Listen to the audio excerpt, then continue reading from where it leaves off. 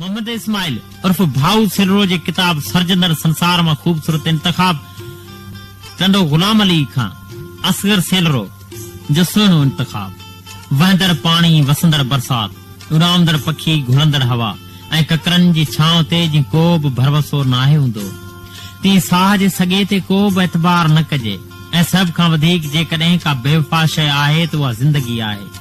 न ताइण जे बावजूद बदराह में अचानक छॾे वेंदड़ ही मुख़्तसिर ज़िंदगी जंहिंमें अलायत केतिरा मरहला मजबूरियूं सोग भोग मज़ा मुर्कूं बेचैनियूं बर्बादियूं सुख सुकून अमन आराम कुर्ब कुल्फतूं विछोड़ा वेधन मेला मुलाक़ातूं अलायत छा जो छा समायल हूंदो आहे।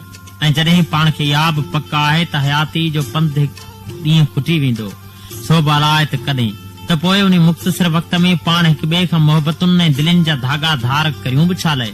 बस जेको बि वक़्तु साह जो सॻो साथ ॾे उन वक़्त में जीअ जी झोली में प्यार जा गुल खणी दिल धणनि खे अर्पींदा रहूं छो त हयाती जो पंध थोरो आहे। विछड़ी वञण त कंहिंजे अखियुनि में नाहे लिखियल ऐं न ई कंहिंजे चेहरे ते नज़र अचे थो पर विछड़ी वञण खां पोइ सिर्फ़ सारुनि जा ॼार लुड़क गुलाब बणिजी गलनि जे ॻोठ ते वसंदा रहंदा आहिनि। उदासी मन ख़ुशी जी शाम थी वई आ लॻे थो ज़िंदगी जी शाम थी वई आ। गुलाबनि खे पटे उस में रखियो पापी गुलनि में ताज़गी जी शाम थी वई आ। चपनि में प्यास जो अहसास पालींदे उन्यारी ज़िंदगी जी शाम थी वई आ।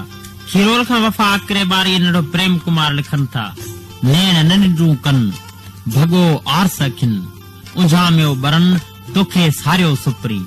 जीअं पोड़े थी वञण खां पोइ बि पखियुनि खां उॾामण नाहे विसरंदो जीअं ॾुकारनि खां पोइ बि नेण बादलनि जी ॻोल्हा में रुधल रहंदा आहिनि। हा जीअं नए साल में बादल बरसण जो फन नाहिनि विसारे सघंदा जीअं दात जे गुलशन ते